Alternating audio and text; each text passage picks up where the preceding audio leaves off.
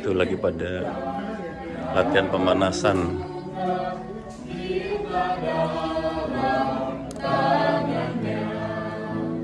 Terima kasih padamu Tuhan, Kau pimpin kami selamanya.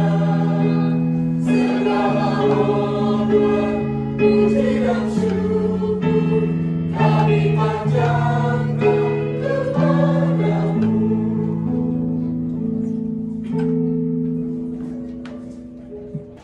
Dia yang memuaskan hasratmu dengan kebaikan.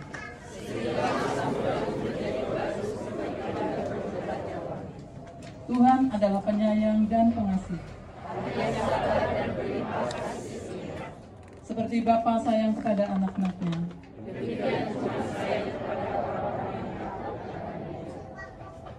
Baiklah Bapak Ibu dan Saudara, sebelum kita menerima firman Tuhan yang akan disampaikan oleh Pendeta Dunia Kirami, Ibu Pendeta maksudnya, kita akan pujikan PKJ 15, Kusiapkan Hatiku Tuhan.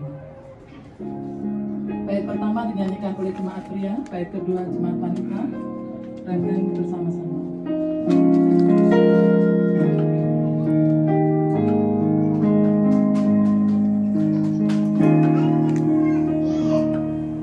Kusiapkan hatiku Tuhan, menyambut firman-Mu saat ini. Aku sujud menyembah Engkau dalam hadirat-Mu saat ini.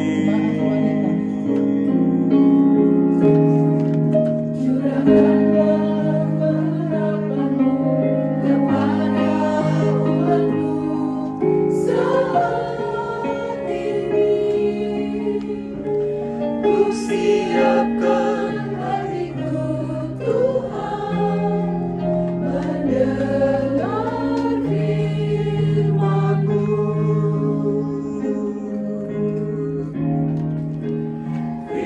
Firman-Mu Tuhan, tiada berubah.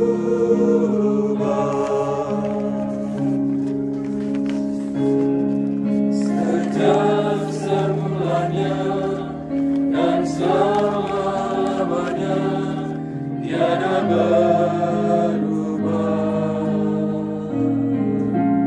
Firman-Mu Tuhan, penolong hidupku. Ku siapkan hatiku Tuhan, menyambut firman-Mu. Tanya yang ke-11.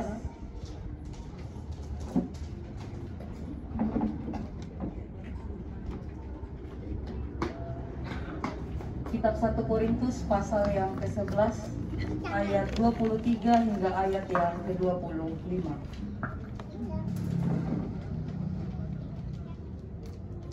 1 Korintus pasal 11 ayat 23 hingga ayat yang ke-25.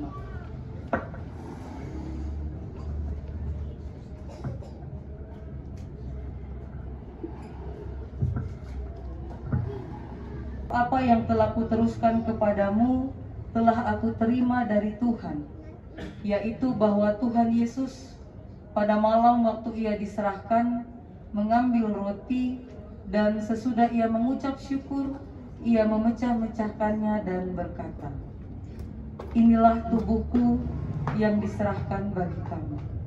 Lakukanlah ini sebagai peringatan akan aku." Demikian juga ia mengambil cawan sesudah makan lalu berkata, "Cawan ini adalah perjanjian baru yang dimeteraikan dengan darahku. Lakukanlah ini setiap kali kamu meminumnya sebagai peringatan akan aku." Amin. Demikianlah sabda Tuhan, syukur kepada Allah. pada tahun 2017 ada sebuah film animasi yang terkenal sekali. Itu diluncurkan oleh Walt Disney, merupakan sebuah film fantasi animasi Amerika yang oleh mereka diberi judul Coco. Bapak Ibu Saudara dan anak-anak pernah nonton film Coco? Mbak Dela, Mbak Sa? Ini Pak Agus. Ya, Mbak Yemima pernah nonton. Mbak Dela sekeluarga pernah nonton. Bapak Ibu Saudara yang ada di tenda pernah nonton ya? Belum. Oh, Pak Tomo belum. Belum. Ini sebuah film animasi, ya, film animasi yang mengangkat tradisi dari orang-orang Meksiko. Jadi itu sebuah tradisi, dan hari ini tradisi itu oleh organisasi pendidikan, keilmuan dan kebudayaan PBB yang dikenal dengan UNESCO itu sudah menjadikan tradisi itu sebagai warisan tak benda sejak tahun 2008. Nah, warisan tak benda itulah yang diangkat dan diramu menjadi film animasi yang berjudul Coco. Film itu berbicara tentang the Day of the Dead, gitu ya Mbak Dela ya. Hari peringatan bagi orang-orang yang telah meninggal. Gitu. Jadi bagi orang Meksiko ada hari peringatan bagi orang-orang yang meninggal. Nah, hari raya itu dijadikan hari libur nasional, gitu. Karena UNESCO sendiri sudah menjadikan itu sebagai harta tak benda, kekayaan gitu, dan bagi orang Meksiko itu sudah menjadi hari libur nasional, yaitu hari memperingati orang-orang yang telah meninggal. Mungkin nanti cucunya Pak Tomo mungkin nggak kenal lagi. Nah, dalam film itu bahaya. Kalau sampai cucu, cicit dan seterusnya nggak kenal lagi sama mbahnya, moyangnya, maka mereka yang telah meninggal itu akan menjadi musnah. Nah, itulah mengapa di setiap rumah perlu altar yang ada foto, dan foto itu akan dipajang supaya setiap orang terus mengenang yang telah meninggal itu, supaya di kehidupan setelah kematian nanti orang itu tidak musnah, tidak binasa, tidak menguap seperti embun. Kalau bercerita begini tidak dapat rasanya, tapi kalau nonton langsung filmnya, kita akan melihat seorang anak kecil yang berjuang buat kakungnya supaya tetap bisa hidup di dalam kehidupan setelah kematian. Dia mencoba mengumpulkan potongan-potongan gambar yang nanti itu akan mengutuhkan foto dari kakungnya supaya kakungnya tetap bisa hidup abadi di dalam kehidupan setelah kematian. Jadi film itu bercerita tentang sebuah budaya dalam suatu negara yang menghidupi apa yang namanya mengingat. Jadi foto itu adalah alat untuk mengingat. Kalau orang itu sudah dilupakan, maka dia tidak hanya mati di sini, tapi dia juga binasa di kehidupan setelah kematian. Dalam tradisi kita orang Kristen, Protestan khususnya, apakah ada budaya mengingat? Ini harus dijawab, ini untuk mengklirkan gitu ya. Apakah dalam tradisi kita orang Kristen, apakah ada tradisi mengingat? Ada. Oh, awas loh, sesat. Pak Agus, ada nggak? Nggak ada ya Pak Agus ya. Di luar ada nggak? Ada nggak? Ada nggak dalam ajaran Yesus Kristus lah? Gitu, tentang mengingat sesuatu yang akan pergi dan tiada itu. Ada nggak? Supaya kita clear ya, besok-besok kalau ada yang meninggal, clear ini. Kalau Jawa ada 3 hari, 7 hari. Cari di Alkitab ini, adakah gitu ya? Kalau kita baca tadi dalam pasal 11 ayat 23 sampai ayat yang ke-25, sebab apa yang telah diteruskan kepadamu telah Paulus terima dari Tuhan. Yesus itu maksudnya, Kurios. Bahwa Yesus Tuhan itu pada malam waktu ia diserahkan, dia mengambil roti, mengucap syukur, memecah-mecahkan dan berkata, inilah tubuhku yang diserahkan bagi kamu. Lakukanlah ini sebagai peringatan akan aku. Itu. Kemudian di ayat yang 25, dia mengambil cawan, lalu berkata, cawan ini adalah perjanjian baru yang dimeteraikan dengan darahku. Lakukanlah ini setiap kali kamu meminumnya sebagai peringatan akan aku. Ada 2 kali kata peringatan. Nah, kalau ini kan sudah terjemahan ya. Kalau kita baca kitab asli, ini ada di dalam bahasa Yunani. Bahasa Yunaninya, oh ada Bu Dokter di sini. Bahasa Yunaninya anamnesis, Bu. Sekarang supaya clear, Ibu harus bantu kami menjelaskan apa anamnesis itu. Ini biar nggak sesat nih. Hidup nggak? Apa anamnesis dalam dunia kesehatan?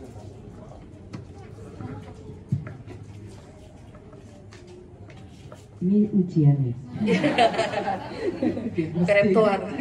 Iya. Anamnesis itu wawancara mendalam. Jadi kita mendengar, bertanya, kemudian mendengarkan keluhan dan sebagainya. Mulai dari anamnesis itu sebenarnya kalau untuk dokter itu bisa 75 sampai 85% bisa diperkirakan menyimpulkan penyakitnya dari anamnesis. Jadi nanti lainnya pemeriksaan fisik dan penunjangnya. Iya. Jadi anamnesis itu intinya wawancara. Wawancara. Iya. Wawancara yang berisi mengenai ingatan-ingatan orang itu. Semuanya. Ya. Jadi apa yang misalnya nih apa saat yang dikeluhkan saat Ya, ini. betul, apa yang dikeluhkan. Saat ini. Jadi semua setelah tergali yang saat ini kemudian baru merambah ke riwayat. Riwayat. Ya. Ya, jadi mulai dari riwayat penyakit sebelumnya Ya. atau riwayat penyakit sebelumnya, riwayat semuanya ya, riwayat pengobatan, Iya. riwayat kehidupan sosial, Iya. riwayat perilaku. Iya, Jadi holistik misalnya ya. jadi perilaku hidup sehatnya misalnya apakah olahraga, merokok, narkoba, apakah sedang mengkonsumsi alkohol dan lain-lain. Iya.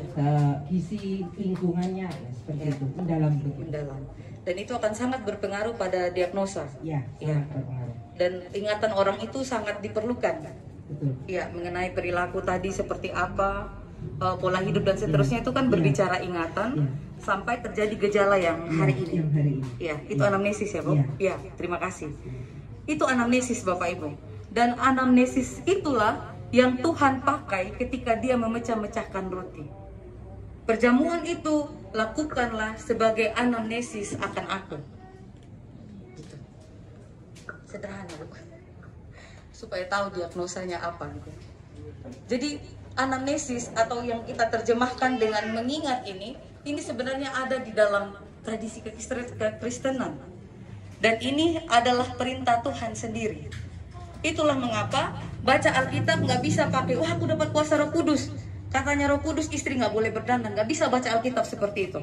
Itu mengapa orang perlu sekolah teologi. Beda Alkitab sama teman-teman kita yang Muslim, itu ilham dari atas. Kalau ini tulisan yang diilhamkan melalui Roh Kudus. Sehingga membaca ini harus melalui penafsiran. Dan menjadi pendeta harus melalui pendidikan. Gak bisa kita mood, aku lagi mood, kayaknya ada roh, aku mau baca dan aku terjemahkan lurus-lurus, itu gak bisa. Itu namanya pelecehan spiritual. Itu sudah melangkahi etika teologi gitu. Nah itulah ketika tadi saya bertanya apakah ada riwayat, itu nggak bisa kita cari jawabannya. Ya karena saya rasa sudah 30, 40, 50 tahun begitu, tidak ada gitu, tidak bisa. Itulah kenapa saya ajak Bapak Ibu, karena malam hari ini kita sola scriptura, kita periksa Alkitab, kita tafsir bersama-sama ya Pak Eko ya, gitu. Bohongnya asal-asalan sama dokter, diagnosanya salah, gitu. Jadi itulah mengapa sakramen perjamuan itu sakramen, itu nggak bisa main-main, itu konsentrasi seperti Bapak Ibu sedang menghadap Dokter Abdul Muluk. Serius jawabnya biar nggak salah diagnosa Bu Dian, gitu ya. Sakit mata dibilang glaukoma, bahaya, gitu. Itulah mengapa itu menjadi sebuah sakramen, nggak main-main ya Pak Pendeta Eko ya, nggak main-main. Mengingat itu sebagai sesuatu yang sangat serius, itu sakramen, itu nggak main-main. Dan Tuhan minta 2 kali, ya. Lakukanlah waktu makan roti sebagai peringatan akan aku. Anamnesis lah ketika kamu minum anggur. Nah sekarang itu kan tadi dalam konteks kesehatan. Kalau dalam konteks iman saya pikir Bapak Ibu sudah tahu semua lah apa yang harus kita ingat dari Tuhan. Saya anggap saya cuma mereviewnya gitu ya. Beberapa dari sekian banyak nilai yang telah Tuhan Yesus tinggalkan untuk kita jadikan itu sebagai peringatan akan Yesus. Nilai-nilai kehidupan Yesus, gitu ya. Bagaimana Dia mati di kayu salib sebagai ketaatan. Cawan ini lalu. tapi aku memilih taat, bukan kehendakku. Artinya dia tidak dipaksa. Dia bukan seperti robot yang kita pakai remote, itu kayak bermain drone, tidak. Nah itu mau menunjukkan bahwa sama seperti kita, Allah Bapa memberikan Yesus pilihan dan Yesus memilih taat. Itu nilainya. Itu yang bisa kita ingat sebagai anamnesis ketika kita perjamuan. Dia memilih taat di dalam banyak pilihan yang diperhadapkan padanya. Kemudian yang kedua, dia memilih mengorbankan dirinya menjadi pendamai. Kalau saya ngobrol sama Pak Jumali, Mbak Lumi kasih ingat sama jemaat, jangan lupa fungsi dari salib itu apa. Kadang-kadang kita berhenti, Yesus mati untuk menyelamatkanku. Kita nggak tarik kenapa ada masalah salib itu. Bahwa masalah salib itu terjadi sejak masalah yang ada di mana Mbak Dila? Awal mula permasalahan di Taman Eden. Dan itu masalah manusia dengan sang pencipta yang kita sebut Allah Bapa itu. Sehingga salib itu mendamaikan manusia dengan Bapa. Nah, yang kedua ini juga kadang-kadang menjadi jalan yang ketiga. Tadi taat, yang kedua menjadi pendamai, kemudian menebus. Saya pikir ini sudah sangat clear buat kita. Yang keempat itu kasihnya inklusif. Saya pikir ini juga perlu untuk terus-menerus kita ingat dari nilai yang Yesus tinggalkan buat kita, karena inklusif ini kadang-kadang menjadi jalan licin buat kita. Kadang-kadang saya dan Bapak Ibu, kita berpikir dan kita yakin sekali bahwa saya sudah hadir pada malam hari ini. Saya sudah rajin ke gereja. Saya tidak pernah berzina. Saya tidak pernah punya masalah sosial. Saya tidak pernah membunuh. Saya tidak pernah masuk penjara. Saya tidak pernah punya masalah pencurian atau korupsi. Saya tidak pernah punya masalah apapun. Karena itu saya yakin sekali saya selamat dan maaf. Saya harus membatasi diri dengan pendosa. Nanti dosa Anda mengotori saya. Nah, itu yang terjadi pada orang Yahudi pada waktu itu. Dan itu menjadi seperti jalan licin. Kalau Bu Christine ini sudah katekisasi selama 2 tahun ya Bu mengenai ini, gitu ya. Hati-hati dengan merasa diri benar. Merasa diri paling saleh, gak pernah berdosa, gak pernah mengaku dosa di hadapan jemaat, hati-hati. Orang Yahudi menyalibkan Yesus itu karena itu. Betul Pak Eko? Betul. Kami tahu, kami hafal dari awal sampai akhir. Dan kami tahu, kamu hanya anak tukang kayu. Ngaku-ngaku jadi Tuhan. Itu kadang-kadang merasa diri tahu, itu seperti jalanan licin. Mulus, tapi buat orang jatuh. Bahkan bisa menjadi pembunuh dari Allah atau juru selamat Yesus Kristus. Itu nilai yang bisa diingat. Kemudian kehadirannya berdampak, membawa banyak perubahan. Dia mampu membuat orang berubah total. Yesus tidak pernah takut bersentuhan dengan perempuan yang berzina, yang punya banyak suami. Yesus tidak pernah merasa kesuciannya akan ternoda ketika dia menyentuh perempuan yang berdosa. Yesus tidak pernah takut tubuhnya akan kotor ketika dia pergi makan di rumahnya seorang koruptor, gitu ya. Seorang yang menghisap bangsanya sendiri yang bernama Sakeus itu. Yesus tidak takut. Yesus tidak takut menjamah orang yang sakit kusta. Yesus tidak pernah takut orang mengotorinya. Tapi dia yakin betul bahwa di kesuciannya akan menyucikan, akan menular dan menyucikan orang lain. Itu. Nah ini kadang-kadang, udahlah kita sudah jadi orang benar, batasi. Nanti kita tertular kejahatannya orang jahat itu, kemiskinannya orang miskin itu. Apalagi kalau bukan orang percaya namanya? Lupa. Jangan bergaul sama orang kafir. Jangan bergaul sama agama lain. Nanti kita pindah agama. Yesus nggak takut. Bahkan dalam ceritanya, Yesus pakai perumpamaan orang Samaria itu orang kafir bagi orang Yahudi. Tapi Yesus bilang dari cerita yang dia sampaikan perumpamaan itu, siapa yang baik hati katanya? Orang kafir. Yesus nggak takut jadi Islam Paulus. Nggak takut. Justru nilainya yang dia tularkan kepada orang itu. Gitu. Itu nilai yang bisa kita ingat sebagai anamnesis ketika kita mengingat Yesus. Kita tidak takut kebaikan kita dirusak oleh orang buruk. Tetapi kita yakin kebaikan kita akan merubah orang lain. Karena aku udah beres sama diriku sendiri, aku nggak takut dipengaruhi. Kita tidak usah lagi lihat kiri kanan, biarlah hamba-hamba Tuhan, penatua, diaken, dan pendeta yang melayani mereka berjalan. Sedangkan jemaat Tuhan tunduk sudah pegang anggur itu, ingatlah apa yang perlu diingat. Mintalah apa yang perlu disentuh dari diri kita. Itu tidak main-main. Salah mengingat akan salah diagnosa, akan salah pengobatan. Gak sembuh malah overdosis ya Bu. Gitu. Itu pentingnya mengingat. Berarti ada tradisi mengingat dalam kehidupan Kristen. Nah kalau begitu Mbak Lomi, mulai sekarang kita juga kayak agama lain dong. Setiap kali ada yang meninggal, kita buat acara peringatan 1000 dan 100 hari. Apakah boleh Bapak Ibu? Ini sudah ada landasan Alkitabiahnya. Apakah boleh? Ayo. Yang Bapak Ibu majelis yuk. Jawab yuk, biar kalau masalah baru-baru.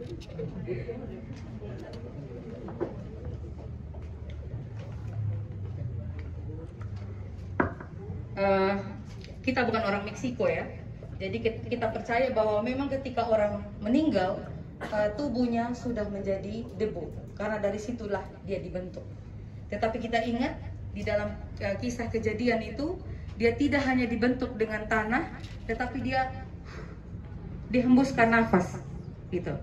Nah itulah yang membuat hati kita tenang, bahwa ini bukan masalah binasa. Mati itu bukan binasa bagi orang Kristen. Mati itu adalah gate, atau bridge, jembatan menuju kepada kehidupan yang kekal. Tapi boleh nggak kita bersedih? Boleh banget. Justru kita tidak sehat secara mental kalau kita tidak bersedih ketika ada orang yang meninggal. Itu orang yang kita kasihi itu meninggal. Kita sedang Kita sedang menolak kenyataan bahwa Tuhan menciptakan secara holistik. Tidak hanya pikiran, tapi juga perasaan, mental, emosional, fisik dan psikis. Ketika kita menolak perasaan kecewa, perasaan marah atau bertanya kepada Tuhan, atau perasaan sedih, kita sedang menolak fakta kita sebagai manusia yang Tuhan ciptakan. Kita sedang melakukan denial. Apa itu denial? Penolakan. Dan itu sebenarnya masalah. Karena Tuhan menciptakan kita secara utuh. Tetapi menerima kerapuhan kita, kesedihan kita, itu adalah kejujuran di hadapan Tuhan. Dan menghormati kedaulatan Tuhan yang menciptakan kita secara holistik, secara utuh. Jadi jangan jadi orang yang tidak semestinya begitu. Jadi menangislah di tenda duka dan tertawalah mungkin di gedung pesta gitu. Karena tuh malam hari ini Bapak Ibu, kita duduk di tempat ini dalam rumah tangga keluarga besar almarhum Bapak Darwito. Dalam iman Kristen, kita tidak sedang berdoa untuk arwah. Itu sudah selesai.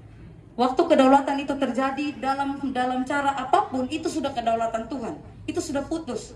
Karena dia sudah kembali kepada sang kekekalan itu. Dalam misteri Allah itu, cara dipanggil itu dalam misteri Allah. Kita bisa melogikakan harusnya begini, harusnya begitu misalnya ya. Ada banyak kasus lah gitu, kalau orang meninggal. Tapi itu sudah selesai. Nah kalau malam hari ini kita duduk bersama-sama di tempat ini, yang pertama tentunya seperti di dalam judul kebaktian yang ini bagus sekali. Terima kasih Bapak Hadi Prabowo sudah menolong meredaksikan dengan baik. Kebaktian ucapan syukur atas kebaikan dan penyertaan Tuhan. Ini benar. Atas kebaikan dan penyertaan Tuhan bagi orang yang masih hidup di tempat ini, yaitu keluarga besar dari almarhum Bapak Darwito yang ditinggalkan. Gitu. Jadi malam hari ini, hal utama yang kita lakukan dalam syukuran ini adalah kita bersyukur untuk kebaikan dan penyertaan Tuhan atas keluarga yang ditinggalkan. Itu yang pertama dan yang terutama. Jadi kita tidak lagi ada lilin lalu ada bunga dan seterusnya kita berdoa supaya beliau diterima di sisi Allah. Tidak lagi begitu. Kita justru berdoa bagi anak, cucu, menantu yang ditinggalkan. Kita turut bersyukur karena Tuhan tidak berubah. Tuhan yang ada ketika almarhum Bapak Darwito masih ada sebagai imam di dalam rumah tangga ini, Tuhan yang sama, yang kasih kebaikannya tidak berubah, terus menyertai anak cucu dan menantu. Sebagai keluarga Allah di GKSBS Tanjung Karang, malam hari ini kita datang bersyukur. Terima kasih Tuhan. Dari keluarga ini kami melihat bahwa engkau tidak berubah. Keadaan mereka berubah. Ada satu anggota mereka yang engkau telah panggil, tetapi engkau dengan kasih setia dan kebaikanmu engkau tidak berubah. Itu yang pertama dan terutama. Dan saudara juga anak-anak yang dikasihi Tuhan, dari pembacaan firman kita pada malam hari ini, kita melihat bahwa Tuhan meminta ketika makan roti dan minum anggur itu menjadi peringatan akan Dia. Maka dalam kehidupan iman Kristen, kita bisa menghayati ini. Menghayati ini. Kepada orang-orang yang telah mendahului kita, yang kedaulatan Allah telah terjadi atas diri mereka, seperti kata Bu Asi kemarin, Mbak Lomi, masa karena suami saya meninggal terus kita buat seperti nggak pernah ada sama sekali. Betul Bu, nggak boleh itu. Tidak pernah ada sama sekali, itu tidak boleh. Jadi ketika ada orang yang menjadi pasangan kita, ada orang anak yang lahir dari rahim kita walaupun umurnya hanya 1 jam, itu di mata Tuhan itu bukan hal yang kebetulan. Termasuk ketika kita punya pasangan, kita punya orang tua, dan Tuhan memanggilnya lebih dahulu, berapapun usianya bersama dengan kita, itu bukan hal yang kebetulan. Ada panggilan Tuhan atas hidupnya bagi keluarga di tempat ini. Itu yang perlu diingat. Gitu. Jadi bukan ingat-ingat menangis, bukan gitu ya Bu, mana Ibu? Nah, tadi waktu saya jawab, iya Bu, betul, gak boleh dilupakan. Masa suaminya dilupakan? Iman dari mana itu? Ibu sedang menolak panggilan Tuhan menjadi istri. Yang hanya maut yang memisahkan gitu ya. Tidak, tetapi apa yang perlu diingat Bapak Ibu dan Saudara yang dikasihi Tuhan? Nilai-nilai baik yang telah Tuhan tunjukkan melalui kehidupan Bapak Darwito. Nilai buruk, hal-hal buruk dari Bapak ada nggak Bu? Atau Bapak sempurna sebagai suami? Yang masalah kopi itu rahasia kita gimana? Itu siapa yang salah? Pak Tanjung tahu itu ya. Gitu. Mbak Grace sama Mas Inung tahu. Kalau masalah kopi itu salah siapa Bu? Nggak tahu ya, salah dua-dua gitu ya. Ya. Yang minta maaf duluan Ibu atau Bapak? Nggak minta maaf ya? Nah, lebih kalau udah memaafkan, iya. langsung ya itu enggak ya. Tapi dengan dengan perbuatan kita, dengan tingkah kita, kebaikannya, itu yang membuat sepertinya kita saling memaafkan. Saling memaafkan. Jadi Bapak perfect ini, sempurna jadi suami. Nggak ada cacat celahnya Pak Grace dengar itu. Nggak ada Pak Grace. Gimana Bu Ita? Aman? Hah? Gitu ya. Ada pasti ya Bu, adalah kelemahan. Ya manusia pasti adalah kelemahannya. Tapi kalau kita melihat dari firman Tuhan yang kita baca pada malam hari ini, Yesus minta untuk setiap kali kita perjamuan kita melakukan peringatan akan Dia. Maka kita sebagai orang-orang yang masih hidup sampai hari ini, terlebih keluarga yang mengasihi dan dikasihi oleh almarhum, ingatlah hal-hal baik apa yang sengaja Tuhan buat untuk keluarga ini melalui beliau. Saya sebut sengaja Tuhan buat. Ini bukan dilala ya Bu.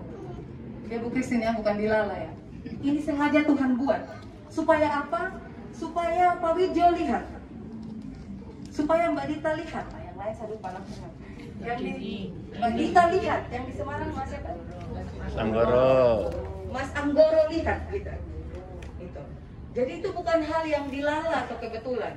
Memang Tuhan sengaja melakukan sesuatu melalui almarhum. Yang itu saya sebut sebagai nilai, dan itu yang bisa diingat Bu. Itu yang bisa diingat. Saya pernah mengatakan bahwa gimana cara membangkitkan orang mati? Hidupkan nilai-nilainya. Gitu. Itu yang teman-teman Gus Durian, selama saya kuliah saya ikut Gus Durian, itu yang mereka coba hidupi. Gus Dur boleh tiada lagi, tetapi kami nilai-nilainya yang sangat baik itu tanpa pandang agama kami berusaha hidupi, walaupun susah. Karena itu spiritualitasnya sudah baik sekali begitu ya. Nilai-nilai itu akan membuat seolah-olah beliau hidup. Justru ketika anak, istri, cucu dan menantu menghidupi nilai-nilai baik itu, keluarga sedang berusaha membuat almarhum Pak Darwito kehidupannya tidak menjadi sia-sia. Kalau beliau dilupakan sama sekali bahkan oleh kita yang pernah dilayani dengan musik dan seterusnya, maka kita telah membuat kehidupan orang mati itu menjadi sia-sia ketika Tuhan dengan sengaja menempatkan beliau di bumi ini selama berapa tahun? Selama 74 tahun. Karena kita percaya Allah adalah kebaikan. Sehingga pasti kebaikan itu berasal dari Allah. Roh yang penurut itu menjadi kuat, itu pasti karena kebaikan Allah. Nah, nilai-nilai itu yang kita hidupi. Saya pikir bukan hanya keluarga besar Ibu Asih, tapi kita semua mengenal almarhum Pak Darwito. Kita melihat bagaimana pelayanan beliau, gitu. Dan apa yang baik itu silahkan kita tiru.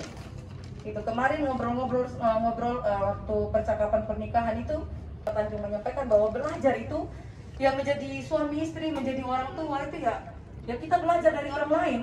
Yang jelek-jeleknya nggak kita ambil, tapi yang baik-baiknya kita ambil. Itu bagian dari menghidupi nilai. Itu bagian dari mengambil nilai-nilai yang memang sengaja Allah tempatkan pada diri orang itu untuk kita lihat dan kita ambil. Mungkin orang itu meninggal, tapi ketika kita menghidupi nilainya, itu ada Pak Dodi juga yang Ibu terkasih sudah dipanggil ya. Ini sama, ini buat kita semua. Saya juga yatim piatu, orang tua saya sudah tidak ada, tapi ini nilai yang saya hidupi. Kita membangkitkan mereka di dalam nilai-nilai baik yang mereka tinggalkan, lalu kita melakukan nilai-nilai itu. Kita tidak membuat kehidupan mereka yang berapa puluh tahun itu sia-sia. Karena hal baik yang telah Allah kerjakan bekerja sama dengan mereka, ketika mereka masih ada di sekitar kita, kita ingat dan kita kerjakan. Karena masalah dengan Yesus itu begitu juga Bapak Ibu. Masalah ingat-ingat itu juga. Sekarang Yesus sudah pergi dan dia mengutus Roh Kudusnya. Nah, kita akan tetap menjadi Kristen kalau kita ingat-ingat tadi beberapa nilai yang saya sampaikan di awal. Kalau kita tidak ingat-ingat lagi nilai-nilai yang Yesus tinggalkan, kita juga telah membuat salib itu menjadi sia-sia, percuma. Yang mati itu tetap mati. Yesus hanya bangkit ketika nilai Yesus itu kita hidupi. Tapi kita akui tidak mudah ya. Makanya perjuangan kita setiap hari adalah perjuangan antara daging yang lemah dengan roh yang penuh. Sampai bagus sekali saya suka Paulus mengatakan sampai kemah kita dibongkar. Tidak sempurna tidak apa-apa. Memang Tuhan menciptakan kita utuh. Tidak hanya kuat tetapi rapuh. Nah, tugas kita kalau nafas ini belum diambil, tugas kita ya berjuang. Berjuang seperti orang yang sedang bertanding, kata Paulus, sampai kita mendapatkan mahkota kehidupan.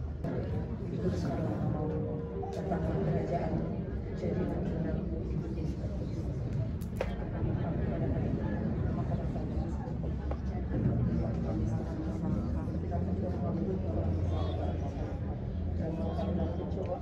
lepaskanlah kami daripada yang jahat. Kalau punya kerajaan, kuasa dan kemuliaan sampai selama-lamanya. Amin. Sebelum ditutup Mbak Rita, ada kenangan dengan Pak Darwito sedikit ya. Kan ada Mas Udah, ya. ini kan sing. Cek. Piye api. Kata-kata itu selalu yang diucapkan beliau. Dan beliau tuh sama saya jalan kemana-mana suka renang itu. Lagu apa kan itu? Nyanyi apa Thomas kan itu? Bahasa cinta kan gitu. Jadi malam ini mengenang beliau, kita nyanyi bahasa cinta ya. Bapak Ibu juga ikut bernyanyi ya. Mengenang almarhum Pak Darwito. Pakai G Mas Alek, G.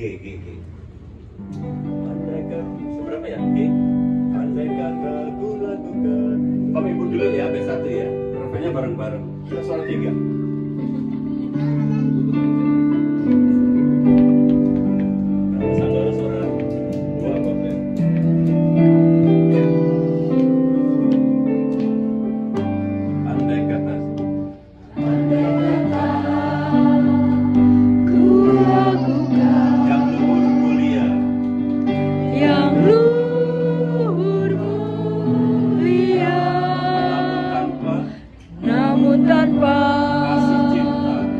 Kasih cinta hamba tak berguna, ajarilah kami bahasa cintamu agar kami dekat padamu ya Tuhanku. Ajarilah kami bahasa cintamu agar kami dekat padamu.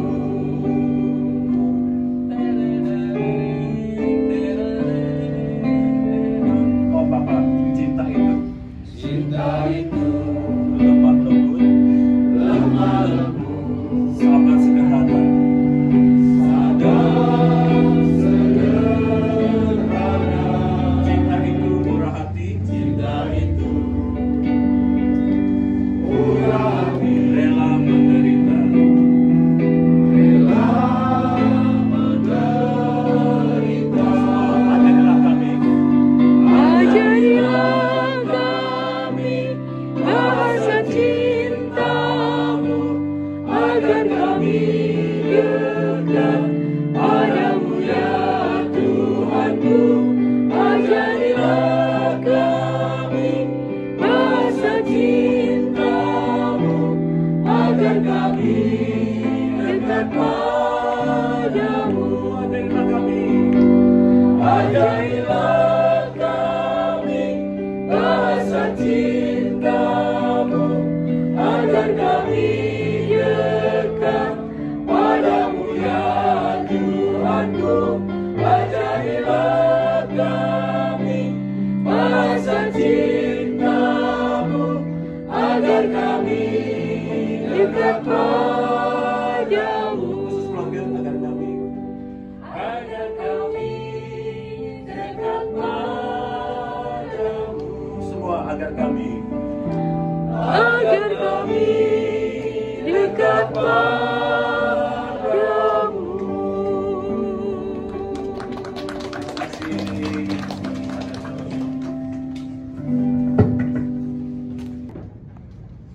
Baik Bapak Ibu, terima kasih untuk persekutuan yang indah malam hari ini. Dan buat kami pribadi ya, inilah yang menguatkan kami, saudara seiman yang menyertai perjalanan kami di masa-masa beradaptasi ya. Terima kasih, dan malam ini kita akan menerima berkat Tuhan, berkat makanan yang sudah tersedia. Mari kita akan naikkan doa untuk menyambut berkat Tuhan. Mari kita berdoa. Ya Tuhan, terima kasih untuk persekutuan yang indah malam ini satu dengan yang lain.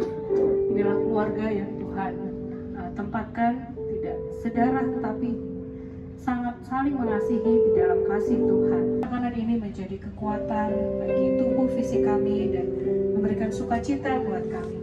Terima kasih ya Tuhan, dan biarlah berkat ini juga mengingatkan kami untuk terus berbagi berkat kepada sesama kami. Ya Tuhan, sertai kegiatan kami malam hari ini, dan juga mungkin nanti kami akan berpisah satu dengan yang lain. Kiranya kasih dan damai sejahtera boleh tinggal di setiap kami, menyertai istirahat kami, setiap keluarga yang sudah hadir. Terima kasih ya Tuhan, kami mohon ampun untuk hal-hal yang kurang berkenan untuk Tuhan, yang sekiranya kami lakukan, kiranya Tuhan berkenan mengampuni kami. Terima kasih Tuhan, dalam nama Yesus kami berdoa, amin. Amin.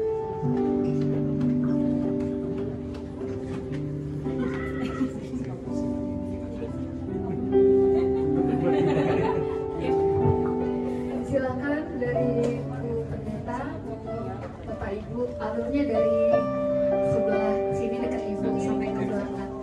Maaf salah, dari belakang maksudnya.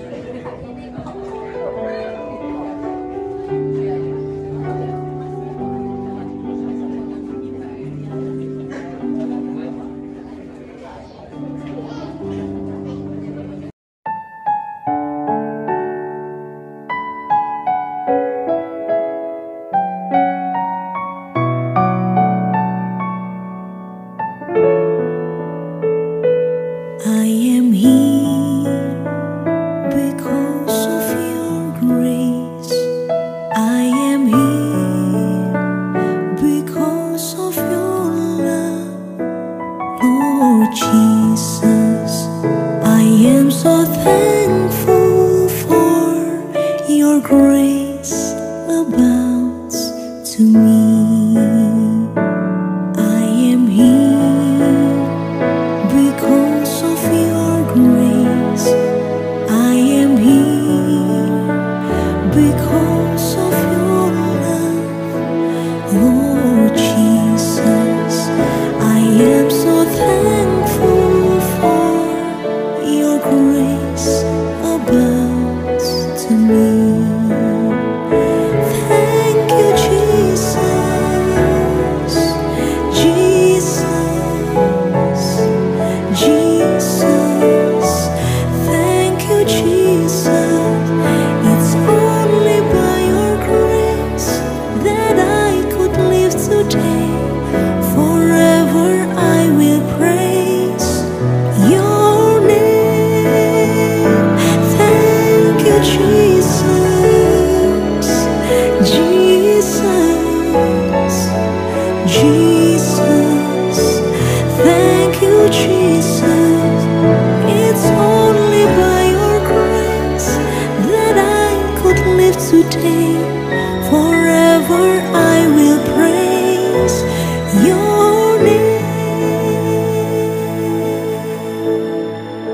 Zakaria 4 ayat 6 menuliskan, bukan dengan keperkasaan kita dan bukan dengan kekuatan kita, melainkan dengan Rohku, firman Tuhan semesta alam. Kita melewati gunung dan lembah, suka dan duka, sampai hari ini kita bisa berdiri, itu semua karena anugerah Tuhan. Semua karena anugerahnya. Mari kita naikkan syukur dan berkata, terima kasih Yesus, Yesus.